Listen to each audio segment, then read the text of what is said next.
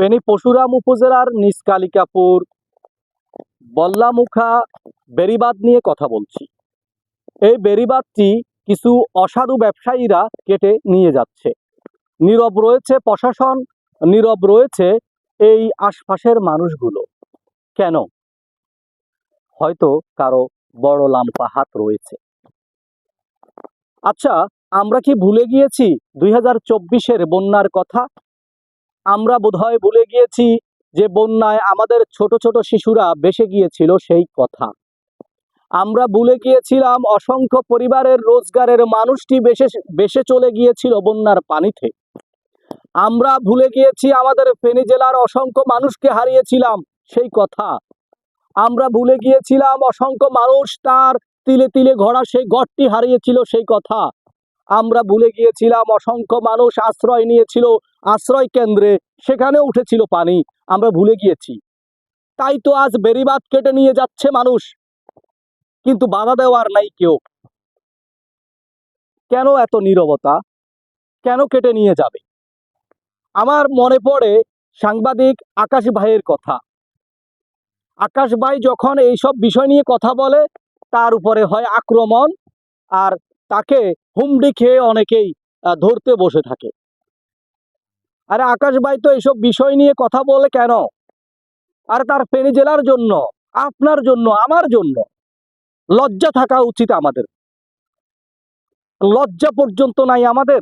আমরা কেন বেড়িবাঁধ কেটে নিয়ে যাচ্ছি? 2024-এর কথা ভুলে গেছি? 2026 সালে কি আমরা আরো মহামারী একটি বন্যার ভিতর পড়তে যাচ্ছি?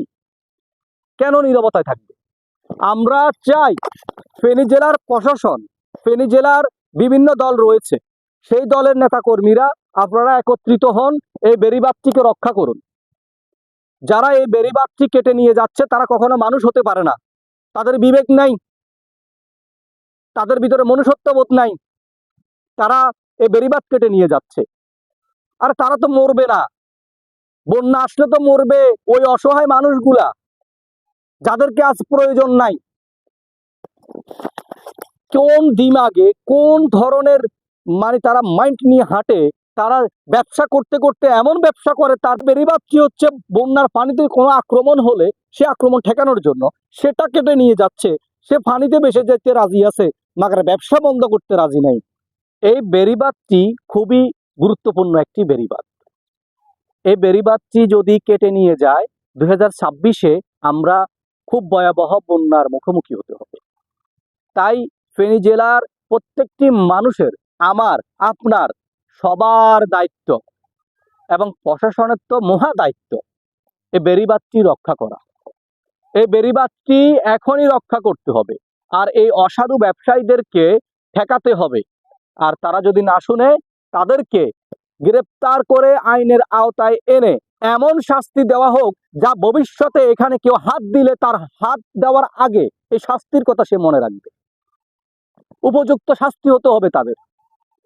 কোন দিমাগ নিয়ে তারা বসবাস করে? তারা বেড়িবাঁধটি কেটে নিয়ে যাচ্ছে।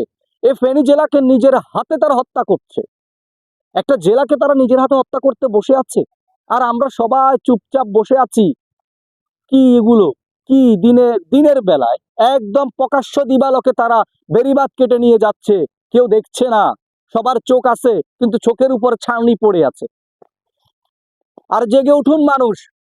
এই নীরবতার কারণেই বাংলাদেশে বারবার মহামারী আসে বিভিন্ন নানা নাম দিয়ে, আর সেই মহামারীর একদম মুখোমুখি হতে হয় এই আপামর জনতারে। সব সময় এই মহামারীর মুখোমুখি হতে হয় কেন?